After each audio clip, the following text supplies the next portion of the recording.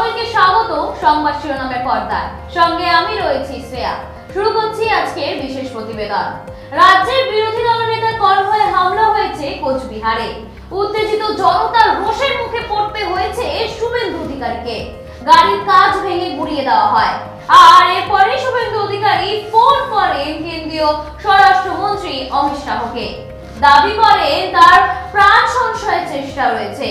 কেন্দ্রীয় স্বরাষ্ট্র মন্ত্রকের তরফে এই ঘটনার খোঁজ নেওয়া হয় রাজ্য প্রশাসনের কাছে, কিন্তু তৃণমূল শিবিরের পাল্টা বলছেন যে এই ঘটনা নাকি পরিকল্পিত নাটক। শুভেন্দু অধিকারী নিজেই উস্কানিমূলক মন্তব্য করেছেন, যার জন্য এই জনরোষের মুখে তাকে পড়তে হয়েছে। কোচবিহারের রাস্তায় দাঁড়িয়ে জয় বাংলা স্লোগান শুনে ক্ষিপ্ত হয়ে সাধারণ মানুষকে অকথ্য ভাষায় কিন্তু গালিগালাজ করতেও দেখা গেছে একটা ফুটেজে। তারপরেই নাকি এই জন্যই নাকি তারপরেই জনরোষের মুখে পড়তে হয়েছে শুভেন্দু অধিকারীকে। This channel does not promote any violence, harmful or illegal activities. All content provided by this channel is meant for an educational purpose. বিরোধী দলনেতা শুভেন্দু অধিকারীর কনভয় হামলার অভিযোগ ঘিরে এখন উত্তাল গোটা রাজনীতি। ঘটনাস্থল কোচবিহার, গাড়ির কাঁচ ভাঙা হয়েছে। উত্তেজিত জনতার রোষে পড়েছেন স্বয়ং বিরোধী দলনেতা।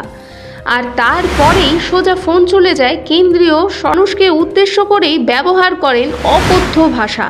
সোজা কথায় উস্কানির আগুনে ঘি ঢেলেছেন শুভেন্দুই। কোনটা সত্যি আর কোনটা নাটক তা তো সময় বলবে।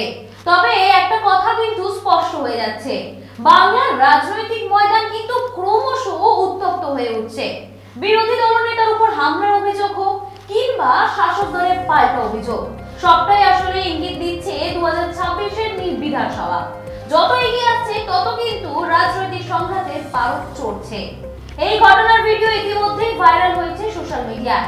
বিরোধী নেতা শুভেন্দু অধিকারীর উপর হামলার ঘটনার সঙ্গে সঙ্গে উঠে আসছে একটা কিন্তু বড় প্রশ্ন, যখন শুভেন্দু অধিকারীর মতো নেতার উপর হামলা হচ্ছে তাহলে সাধারণ মানুষের নিরাপত্তাটা ঠিক কোথায় গিয়ে ঠেকেছে?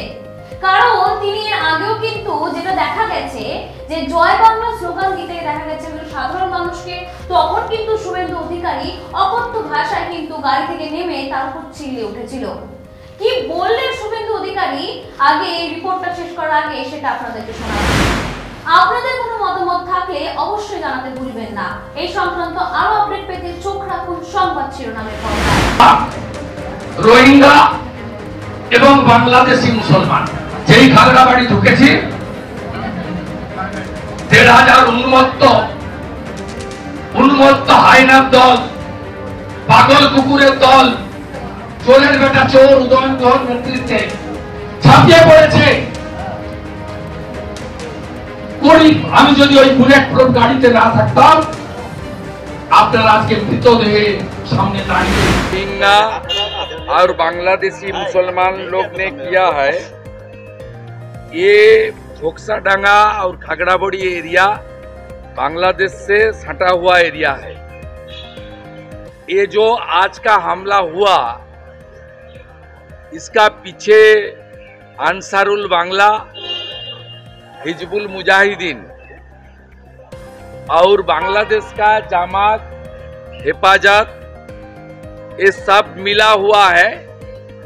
पिछले साल आज का दिन 5 अगस्त को शेख हसीना वाजिद को छोड़ना पड़ा थी वह बांग्लादेश।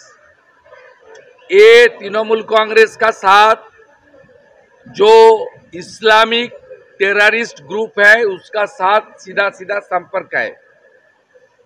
ये वहाँ जानलेवा हमला किया। येस्टरडे ममता बनर्जी का भतीजा अभिषेक बनर्जी का साथ कुचबिहार का नोटोरियस क्रिमिनल उदयन गुह और वहाँ का डिस्ट्रिक्ट प्रेसिडेंट मीटिंग करके सब तैयारी किया, और जो 1500 क्रिमिनल को ये लोग यूज किया, इसमें 80% बांग्लादेशी मुसलमान और रोहिंग्या था। इसलिए किस तरीके से पश्चिम बंगाल को बांग्लास्थान बनाना जाए और एक्सट्रीमिस्ट फोर्स जिहादी खूंखार आतंकवादी इस पूरा प्रदेश के खास करके 9 जो साटे हुए एरिया है, जहां डेमोग्राफी ऑलरेडी चेंज कर दिया, जहां 28 30 মানুষের পাশে মানুষের সাথে আমরা আছি এই বাংলাতে। আপনারা দেখছেন সংবাদ শিরোনাম ডিজিটাল, মাথা উঁচু করে এগিয়ে চলার শপথ।